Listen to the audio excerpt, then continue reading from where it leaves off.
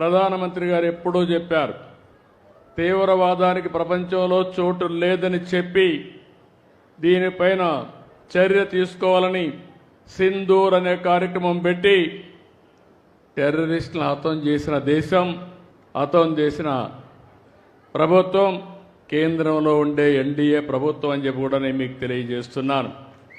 అలాంటి చేసినప్పుడు ఎక్కడికక్కడ వాళ్ళు కరెక్ట్ చేసుకోవాల్సింది పోయి మళ్ళీ ఏదైతే ఈరోజు పక్కనుండే పాకిస్తాన్ అయితే మళ్ళీ మన మీద దాడులు చేస్తూ కవ్వింపు చర్యలు చేస్తున్నారు. ఈ జిల్లాలో చాలా గ్రామాల్లో చాలామంది దేశభక్తితో డిఫెన్స్కి వెళ్తున్నారు. మేము కూడా దేశాన్ని కాపాడాలి, నా వంతు బాధ్యతగా నేను కూడా దేశ సేవ చేయాలని చాలామంది ముందుకొచ్చి యువకులైతే ఈ యొక్క రక్షణ శాఖలో చేరుతున్నారు.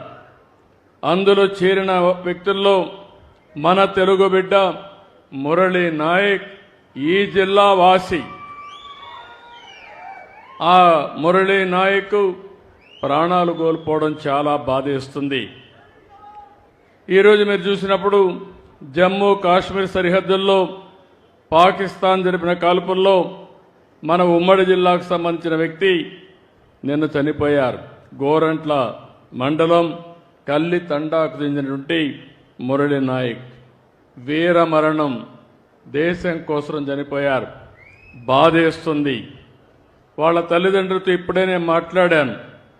తల్లి వచ్చి జ్యోతిబాయ్, తండ్రి వచ్చి రామ్ నాయక్. వారికి నా ప్రగాఢ సానుభూతి తెలియజేస్తున్నా. ఈ రాష్ట్రం, ప్రభుత్వం, సమాజం మీకు అండగా ఉంటామని ఈ సభా సమావేశంలో హామీ ఇస్తున్నానని చెప్పి కూడా నేను మీకు తెలియజేసుకుంటున్నాను.